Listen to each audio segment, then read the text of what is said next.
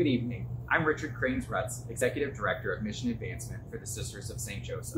On behalf of all of the sisters, we want to thank you for joining us this evening. We hope that you sit back, relax, and enjoy a nice glass of wine and get a nice experience that you would have had here at the Mother House, all in the comfort of your own home. Again, we appreciate your participation and we thank you for joining us. Good evening. My name is Sister Donna Gunn. As the CSJ advisor to the Mission Advancement Office, it's my privilege to welcome you tonight to Wine Uncorked. Last week, we sisters celebrated our Founders Day. Way back in 1650, a Jesuit by the name of Jean-Pierre Médaille gathered 6 women and sent them forth to divide the city and to serve the dear neighbor without distinction. And the Sisters of St. Joseph flourished. A little after a century later, the French Revolution came and brought a very anti-church movement. All the convents were closed, the sisters were dispersed and sent home. It seemed as if the Sisters of St. Joseph had died and would be no more. But in 1808, Mother St. John Fonfon was asked to reform the congregation. Their mission could help restore France, and the Sisters of St. Joseph flourished again. In 1836, Mother St. John Fonfon sent 6 women here to the United States to serve the dear neighbor. And the Sisters of St. Joseph flourished. We helped to build this American church with its schools, hospitals, and social services. We Sisters of St. Joseph celebrate 370 years of being alive in the church. That's significant when you stop to think that 75% of religious congregations that were formed in the history of the church no longer exist. So the question is, why are we still so strong? I think it's because we've always worked to be relevant in our times. We've always looked around and asked, what do we need to do now in these times, in this church? We proudly stand on the brink of the future. Complacency in the past is not a virtue. We need to look forward. So if you're worried about the numbers going down, think of what 6 women did in France and 6 women did in the United States. It's not the numbers. It's the excitement about the mission, about what we're called to do now, about what we're called to initiate and build and start. And so we are excited about the mission. We are waiting for God to tell us what we need to do in these times, because we believe that more than ever, our charism of serving the dear neighbor without distinction is needed. So thank you for joining us tonight. Thank you for being a part of this movement into the future with a new church, new hope, and a new reason for giving our lives to the church. Welcome to the 2020 version of Uncorked. I'm Dave Birkenmeier, Certified Specialist for Wine. And my friend here, I'm Mike Ward. Welcome. We're so excited to be here for the Sisters of St. Joseph event. I am Mike Ward, Certified Wine Educator. I work for Ward on Wine, promo company, and Syncopation Wines, and also Major Brands Distributing. Hi, so I'm here to talk to you about our Syncopation Wines. And Syncopation is a brand that was sort of started in 2014. It is a Augusta, Missouri brand, and it's a blend. We have 3 different blends that we make. We work with a winery in Augusta called Nobilize Vineyards. They make the wine for us, and then I work with their winemaker and my wife Mary to actually put the blends together. We base our blends on the fruit that's available to us in Augusta. We're all 100% Missouri grown grapes, and mostly Augusta, Missouri grown grapes. We're very proud of that. America's first American viticultural area, Augusta, Missouri. So now we have a white blend, we have a rosé and a red. Let me tell you a little bit about our white blend, Syncopation Acoustic White. So as I said, we only make blends. This Acoustic White is a blend of a grape called Vignoles. It has a little bit of a grape called Vidal Blanc in it, and also a grape called Viognier. And in small amounts, that all kind of makes up the overall blend of the wine. Each grape has an individual job to do in that wine, whether it's bring in some citrus components or some floral notes, possibly raise the acidity a little bit. Each grape has its own job, and I feel it does its job pretty well. The wine is dry. There's no residual sugar. It's actually one of the driest wines that we make in our portfolio. So it goes great with, seafood and cheeses and foods along those lines. So Syncopation White, as Mike brought out, as a blend of 3 white grapes.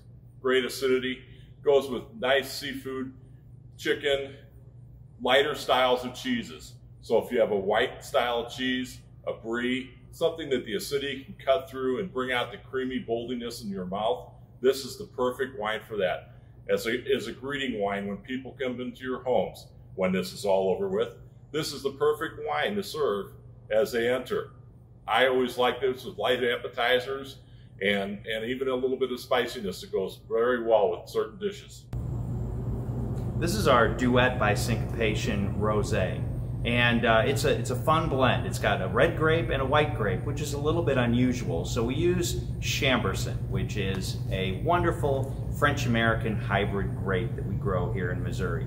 Very fruit-forward. It's just a fun wine for any kind of occasion. And then we blend in just a little bit of Tramanette. Tramanette is a white grape, and there's about 5% Tramanette in the wine. What that's going to do is make it into a rosé and make it a little bit of a lighter red. Now, also, it's a dry wine, so no residual sugar. So the trend these days in the wine industry is to go towards more dry rosés, and we are trying to do that, only our Missouri version of a dry rosé.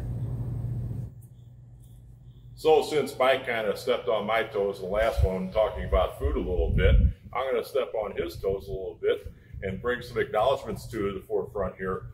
As you see, this one won the 2019 Missouri Wine Competition. So obviously a lot of people think this is a pretty good wine, as do I. Rosés are one of the hottest things going right now, and we're coming into the season where this rosé is going to go perfectly with Thanksgiving. And we should give thanks for a lot of things this year. Hopefully 2020 is coming to an end here quickly. I'm going to stay all the way up to 11:59 to make sure it goes away. And hopefully it takes a few things with it. But this one will go perfectly with turkey on Thanksgiving Day. Your pork, if you're making a pork chop, ham. These are perfect wines to pair with that. Enjoy these wines. They're very easy drinking. I love them slightly chilled, and it brings out the body of the wine. Don't over chill it because it'll close it down and shut down some of that beautiful red fruit that's inside of this bottle of wine. My partner Dave and I have been teaching classes for about the last 10 years, and Dave is used to me stealing his jokes and all of his best information, and today's no different than that. I'll continue to steal his best jokes, Dave, if you don't mind. Now I'm going to talk to you about the Syncopation Rhythmic blend. This is kind of our flagship wine. This is where we started our brand. And the whole idea came from blending red and white grapes together. Kind of unique, kind of different, very historic. It's been done in France and Italy for hundreds of years, blending white fruit with red fruit. So not uncommon. Maybe a little bit uncommon from Missouri, but not anymore because we're really proud of our Rhythmic blend. We use a grape called Norton, and Norton is our state grape in Missouri. We're very proud of Norton. Actually comes originally from the state of Virginia, but grows really well here in our environment. We use a little bit of Chambourcin as well. I like those two grapes together. The Chambourcin tends to calm the Norton down a little bit. Norton can be very aggressive, And so I use Chambourcin to sort of temper its mood a little bit and bring out the spice. And we introduced a new grape to our blend this year. It's a grape called Viognier. We sourced that Viognier from the St. Genevieve, Missouri area. We've never used it before, and we're very excited about it. And it brings in a different component to the wine. The Viognier will bring in a little bit of fruit and floral notes that wouldn't have normally been there with the red grapes. It's also going to help to bring up the acidity a little bit and make it even better food pair than it was before. So we hope you really enjoy our Syncopation Rhythmic blend. So now, as you can see, we have another award-winning wine that Mike just described. This wine goes very well with your red meat, your heartier style of foods. Norton is a very big and bold wine with thick skin, so it's going to have a little bit more tannin to it. They also offered in the blending something to soften those up. So if you have a nice filet, a nice ribeye, don't worry about it. Have a nice bottle of wine to go with that. It also goes extremely well with these chocolates here on the table. The dark chocolate, they're healthy for you. So go ahead, splurge, enjoy with this bottle of wine. As you can see, while we wish you were all here in front of us and we were talking about these things one-on-one, we had to do this format a little different this year. We've also brought you some Missouri wines to the event. Missouri needs it more than ever at this time. Support local, as well as the Sisters of Carondelet. That's why we're all here. Mike? Missouri is a wonderful place to grow grapes and make wine. We have a rich and long history of wine production in this state, starting back with German immigrants in the 1800s, first planting our vineyards here. Over the time, we've developed a certain idea of what grapes grow best here. Typically, French-American hybrid grapes grow best. Grapes like Chambourcin and Vignoles, Chardonnay, Seyval Blanc. These make wonderful, dry Missouri wines. They grow very well in our climate, in our environment. There are grapes that we cannot grow here in Missouri, and we have, over the last few years, our winemakers have figured out exactly what grows well in our state. And that's what we're trying to showcase here in our wines. They've done a very good job of not trying to be like everyone else. They've got back to the roots and made Missouri wines very palatable. Everyone seems to think that everything is sweet. That is not true. They've gone away from that and made wines that people, you, and will enjoy. Please, give these all a chance and enjoy them as much as I do. So in conclusion, over 10 years ago, I was contacted by the Sisters of Carondelet to come and do this event. I am a product of the Catholic faith and have been for all my life. I consider it an honor to be asked and a pleasure to be coming down here every year and helping to host this event with my good friend Mike. We've enjoyed doing this. We've enjoyed seeing you face to face. And this year, as I've said earlier, the pandemic forces us to be having to do it this way. It doesn't stop.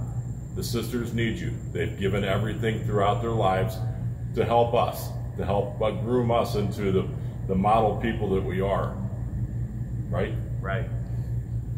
This is it's personal for me as well. Growing up and going through the Catholic school system and being taught by nuns and really kind of seeing their service and dedication and witnessing their prayer throughout my life, and now being associated here with sisters who have gone through their entire life in service, in prayer.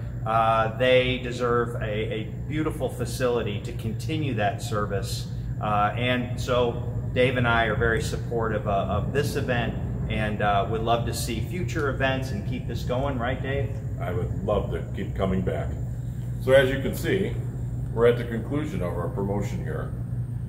And we'd like to take this time to thank you for being a part of this. And hopefully you enjoy the wines as much as we've enjoyed bringing them to you. Dave, cheers to you. Thanks. This was a lot of fun. Cheers.